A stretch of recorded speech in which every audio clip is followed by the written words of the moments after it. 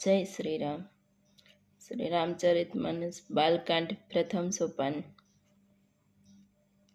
હવે હું સંત અને અસંત બંનેના ચરણોની વંદના કરું છું. બંને દુઃખ આપનાર તો છે, પરંતુ બંનેમાં થોડાક તફાવત કહેવાયો છે. તે તફાવત એ છે કે એક સંત તો વિખૂટા પડતા સમયે પ્રાણ હરી લે છે, અને બીજા અસંત જે મળે છે ત્યારે દારૂણ દુઃખ આપે છે. અર્થાત સંતોનો વિયોગ મરણ સમાન દુઃખદાયી હોય છે, અને અસંતોનો મેળાપ દુઃખદાયી.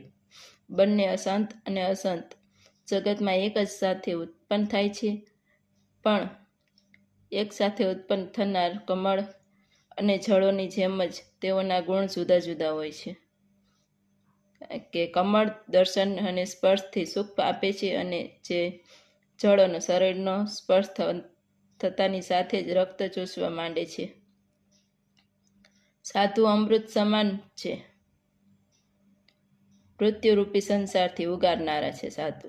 અને અસાધુ મદિરા અને મોહ, પ્રમોદ અને જડતા ઉત્પન્ન કરનાર છે. બંનેને ઉત્પન્ન કરનાર જગતરૂપી અગાધ સમુદ્ર એક જ છે. શાસ્ત્રોમાં સમુદ્ર મંથનથીને જ અમૃત અને મદિરા બંનેની ઉત્પત્તિ કહેવાય છે. ભલા અને બુરા પોતપોતાની કરણી અનુસાર સુંદર યશ અથવા અપયશની સંપત્તિ પામે છે. સાધુ અમૃત ચંદ્રમાં ગંગાજી સમાન છે, તથા વ્યાધુ એટલે કે દૃષ્ટ. સાધુ અમૃત ચંદ્રમાં ગંગાજી સમાન છે, તથા વ્યાધુ દૃષ્ટ એટલે વિષ અગ્નિ કળિયુગના પાપોની નદી છે, અર્થાત કર્મનાશ સમાન છે.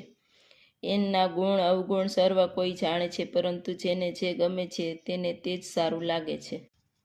ભલો ભલાઈથી જ શોભે છે, અને નીચ પોતાની નીચતાથી જ શોભે છે. અમૃત અમરતા માટે વખણાય છે, અને વિષ મરવા માટે છે. દૃષ્ટોના પાપો અને અવગુણોની તથા સાધુઓના ગુણોની કથા બંને અપાર અગાધ સમુદ્ર છે. તેમાંથી થોડોક ગુણો અને દોષોનું વર્ણન કરવામાં આવ્યું છે, કારણ કે તે વગર ઓળખે તેઓના ગ્રહણ કે ત્યાગ ન થઈ શકે. ભલા બુરા સર્વ બ્રહ્માએ